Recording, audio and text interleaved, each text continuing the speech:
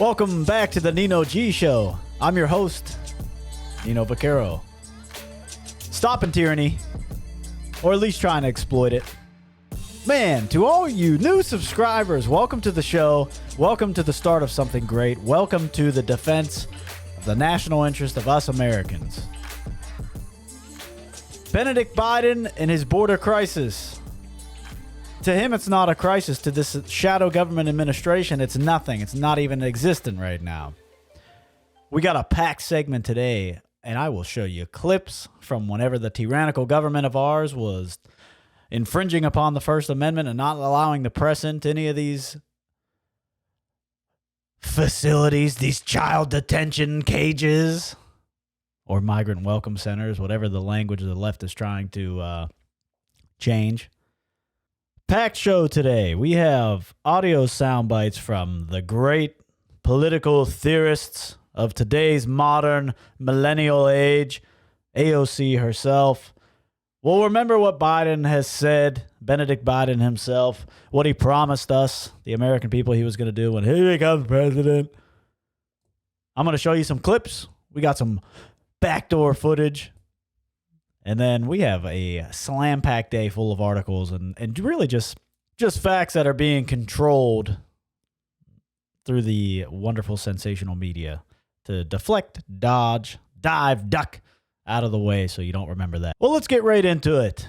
Benedict Biden and his border crisis. Just remember that he said this. What I would do as president is several more things because things have changed. I would, in fact, make sure that we immediately surge to the border. All those people are seeking asylum. Yikes. So that's a buzzword, right?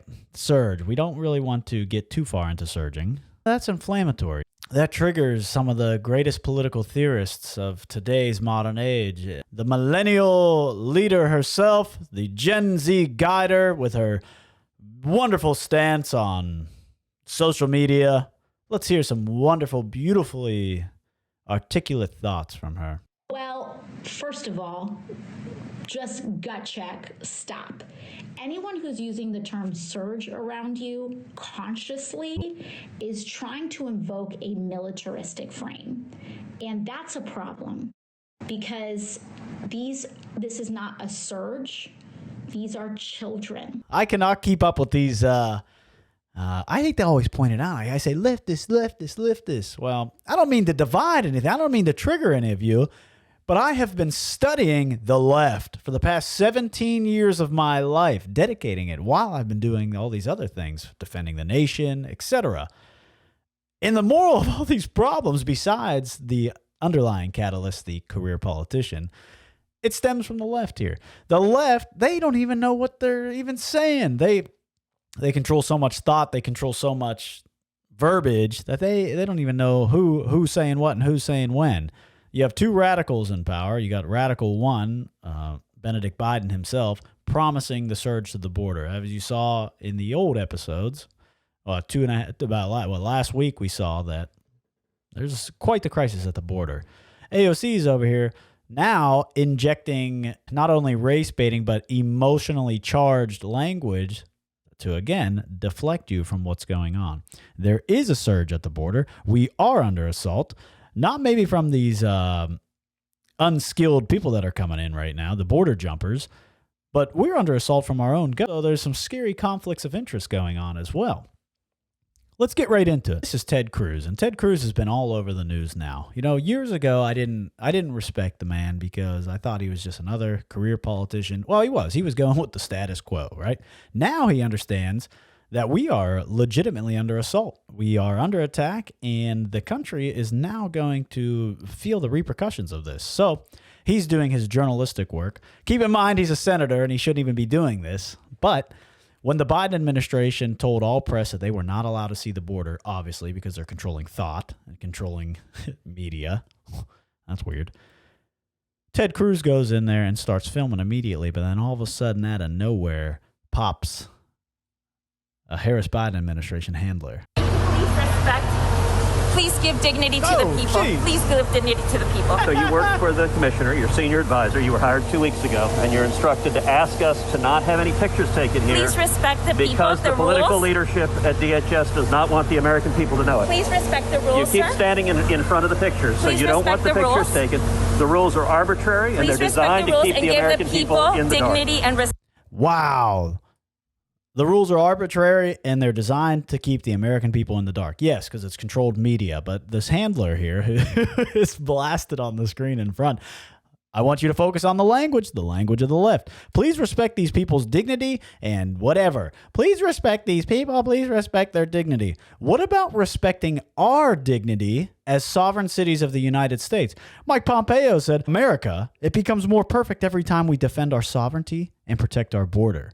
Why don't you respect us?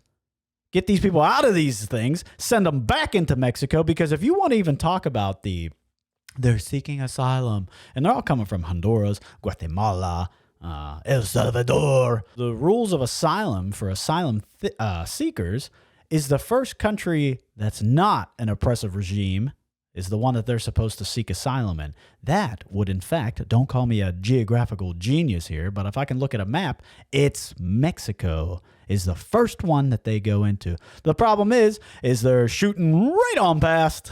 They're getting their nice haircuts. They're getting their new clothes, their fresh dues, everything done. They're getting their brand new sneakers, and they're coming right into America because our president is failing us. Ted Cruz, thank you for what you're doing. Thanks for exploiting this. Thanks for stopping tyranny, or at least exploiting it. That's what we all need to do.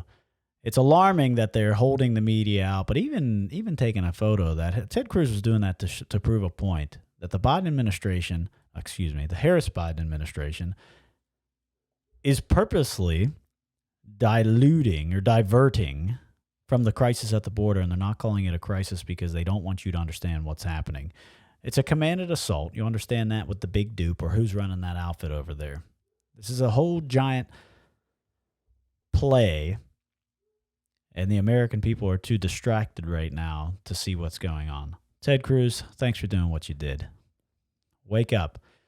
The next clip I want to show you is one of the border facilities, the Donna, Texas facility, and how big and how rapidly it is expanding. But there's not a crisis here. Remember that. Taken to this child detention center in Donna, Texas. We just returned from Texas after flying over that very same facility, now rapidly expanding to handle the thousands of additional migrant children and teens expected. ABC News has learned there are now over 19,000 migrant children in federal custody. And the Donna facility recently so crowded that children were forced to take turns sleeping on the floor. Yikes. Unbelievable. Not about the kids sleeping on the floor. I slept on the floor many a times in the military, out on rocks, out on whatever. So I'm not worried about that. The fact of the matter is I'm seeing that Donna facility. It's 184,000 square feet. It's rapidly expanding. It has 500 agents in it. They're spending $16 million a day to keep that facility up. $16 million. During the deadliest pandemic in U.S. history. That $16 million could go to pick an inner city. Pick an inner city you want and actually give that $16 million not to the Democratic corrupt politicians in there. Well, why don't you give it into $16 million? Why don't you divide it between those citizens since we're so into the welfare state now? That $16 million could be going to a lot of nice things. Speaking of money, that Donna facility, or even just in general, all these border jumpers, all these, an inflammatory word that used to be in the Clinton administration or early Bush administration, they used to say illegal aliens before our speech was controlled even more to dumb down our language to make us forget about what's really going on. Our sovereign assaulters, the surgers, an $86 million contract was just given to ICE. Now, as being an esteemed member of the federal government for 6 solid years and 1 month of my life, I understood that any contract that goes through the military, goes through any of the departments of defense, goes through any governmental agency, there's a list of bidders, right? Typically it goes to the lowest bidder. I'm not saying anything there, and it's a good thing. It's a fiscally responsibility choice. But this time, the $87 million no-bid contract to business with Biden ties, raising conflict of interest questions. I won't even get into it on this show because this is all about Benedict Biden's border crisis. $87 million no-bid contract to business with Biden ties, raising conflict of interest questions. This is from the Washington Examiner. Now, as being an esteemed member of the federal government, there's a bunch of bids, right? And then the contract department of any agency has to choose the best bid, typically the lowest bidder, because ultimately it's our taxpayer money that's going to that. The Biden administration did not solicit bids for a multi-million contract to house migrant families in hotels, and instead gave the massive contract to an organization whose leadership had ties to the White House, including one official who was on the Biden transition team. But Orange Man bad. A lot of names being thrown out today. Orange Man bad, Benedict Biden. But where is the strong woman who's in charge of this all? Ladies and gentlemen, all glory, honor, and praise go to Miss Kami, the pantsuit. All right. Cut the music. Where has the pantsuit handler been? I'll tell you exactly where she's been. Breitbart News article, White House defends Kamala Harris getting cake in Chicago despite border crisis tasks. The White House defended Vice President Kamala Harris on Wednesday for traveling to Chicago this week, despite being tasked by the president with leading on issues related to the border crisis. White House Press Secretary Jen Psaki spoke about Harris's visit to Chicago on Tuesday to promote Americans getting their coronavirus vaccination shots. During the visit, the vice president also stopped and got a piece of cake at Brown Sugar Bakery in Chicago. While she was there, like many Americans, she got a snack. I think she's allowed to do that, Psaki said during the White House press briefing when asked about Harris's visit to the bakery. Yeah, she is allowed to do that. But should she be doing that? You schmucks? Go down to the border and actually take control of it. Or is this a planned assault? Like we know with the big dupe. We understand what's going on, but the American people don't. And we all need to wake each other up about it. Spread it like a wildfire. Not only about subscribing to the Nino G show, but spread this dang crisis that they're hiding. Spread it like a wildfire. Back to the news here of the crisis at the border. So while the rest of the campaign and Harris is down there supporting her black bakery shops, whatever she's doing, distracting from the whole thing of why there's an actual crisis going on at the border. The Biden administration has been struggling with how to deal with the massive influx of unaccompanied children crossing the border. Although the Biden administration has claimed there is no crisis at the border, these numbers are proving otherwise. Now, I want you to get ready for this. This is going to be crazy. The Washington Post reported that in March, the Customs and Borders Protection took in more than 18,800 unaccompanied migrant children, a 99% increase from February, far above the previous high of 11,861 children ending in May of 2019. Fox News reported that the Customs Border Patrol is projecting as many as 184,000 children to cross the border this fiscal year. And you know it's going to be a lot more than that. The figures for migrants overall is also at its highest level in 15 years. The U.S. border agents took in more than 171,000 migrants in March, more than the over 100,000 taken in February, and more than double the 78,442 in January. You know, the thing that we have to realize about this is unsustainable. So these are not, maybe you might find a couple skilled workers, but you're not finding scientists, you're not finding engineers, you're not finding anyone who's going to create something better. These refugees, or whatever you want to call it, are coming here with their hands open saying, give me some. Is that inflammatory? It might be, or is it accurate? Stop playing politics. Understand that we are under assault right now because this is an unsustainable practice. We have millions of people unemployed right now. People they can't even afford their own houses. They want Aunt Sam to take care of them. We're putting all this money into people that are illegally coming into our country, and we're just throwing money down the drain. Moral of the story of that article is that with the rapid influx, the Pentagon okays the third military base. 3 full military bases they're using to house these migrants. Behind the scenes of Kamala Harris getting all of her cakes, whatever she's doing down there, deflecting from the fact that there is a crisis at the border and she's supposed to be the one in charge of it, the rest of the country is actually waking up, and there's a lot of these other states are protecting their own sovereignty because our federal government is failing us. Also leads to the same thing as, guess what? The federal government needs to get the heck out of our lives. This needs to be limited government here. They're making these disastrous policies, and it's affecting all of us.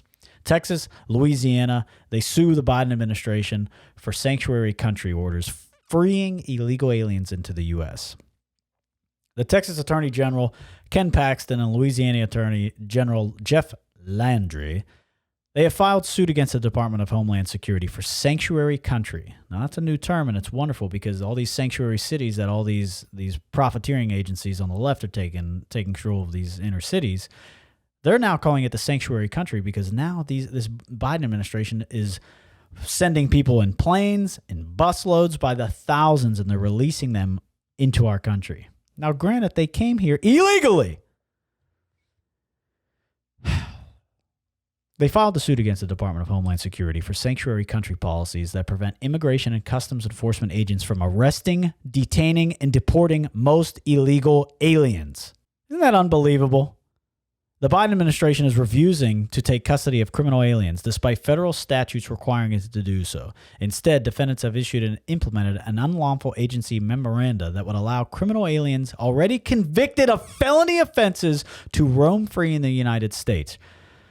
What they're doing is it's like the catch and release. They're saying, oh, yeah, we'll catch you, but we're going to release you in there. And please come back to whenever you get notice of your court case, please come back. They are giving they're giving criminals, illegal aliens, people that are defying our immigration system, breaking the law, they are giving them the chance for an honor system to allow them to come to a hearing that they're definitely not going to do. Get out of town.